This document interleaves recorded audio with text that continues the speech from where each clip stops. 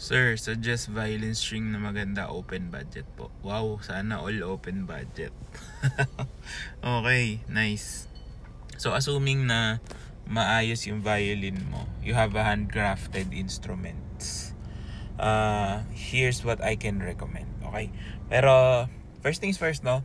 It doesn't mean na mas mahal ay mas maganda, no? It will always depend on your use case, gaano ka katagal gumagamit, and your overall plan para saan yung strings na to, no? Usually kahit naman mga professionals, no, hindi year round laging yun yung strings nila, unless talagang sponsored or laging walang off season, no.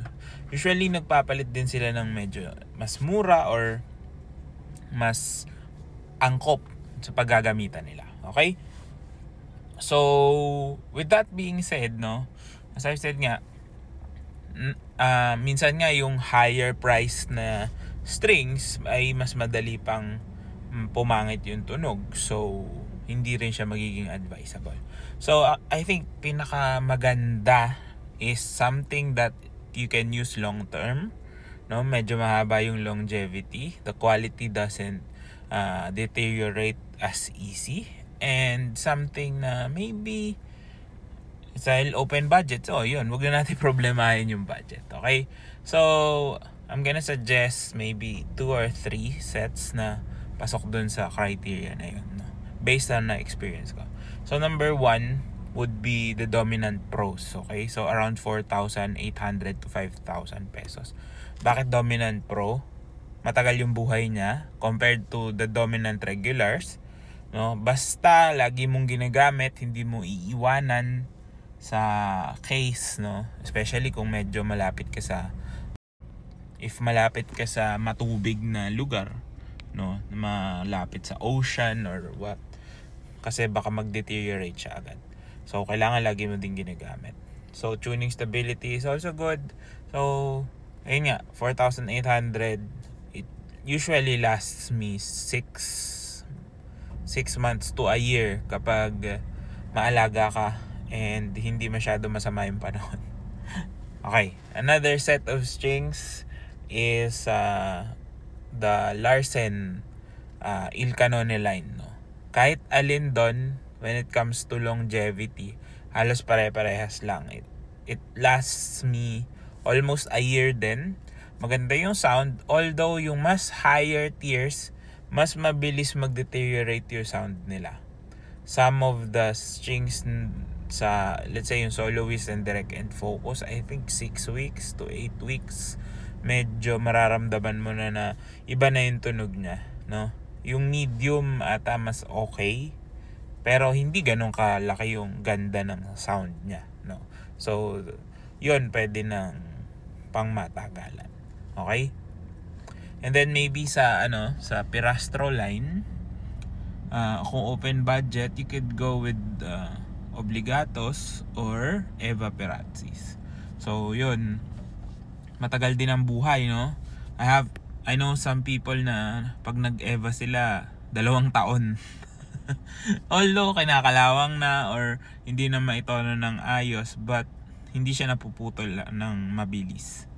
So that is also a good one. Mabilis lang din mag-deteriorate, around 6 to 8 weeks. Wala na rin yung pinaka ganda ng tunog niya, no? So if you want a lighter sounding one, go for Evas. Go for Obligato if you want something that sounds a little bit more warm. Okay, now you could also try Dynamo, no? Pero ayun nga, minsan yung price to longevity ratio bumababa habang tumataas yung quality ng string. So it's still up to you kung ano yung mga gagamitin mo, but those are like easy to recommend kasi talagang matagal yung buhay nito mga strings na to. And again, if gusto mo yung budget na maganda, this will give you a good sense of how much you would spend. And yun nga, dahil open budget naman tayo, no? So sa mga lower budget, syempre alam nyo na yung mga re-recommend ko kung nanonood kayo palagi. But yeah, ito, in a world where your budget is not limited, ako personally, I would opt to have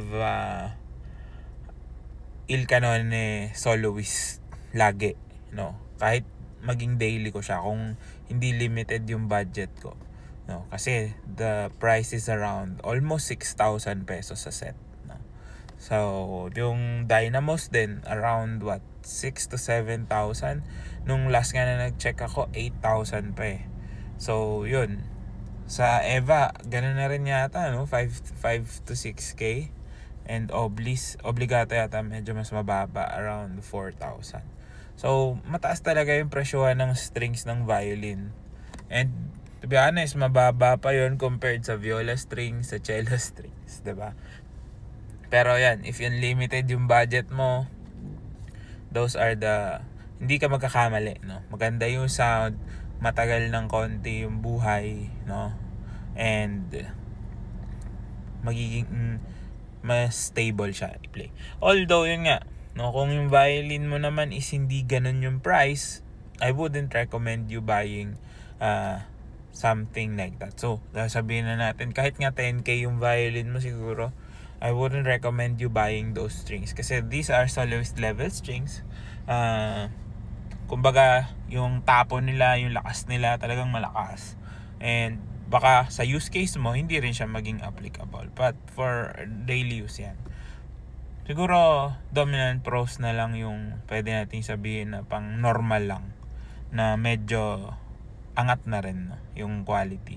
Kapag maximum budget or open yung budget mo. Ayan.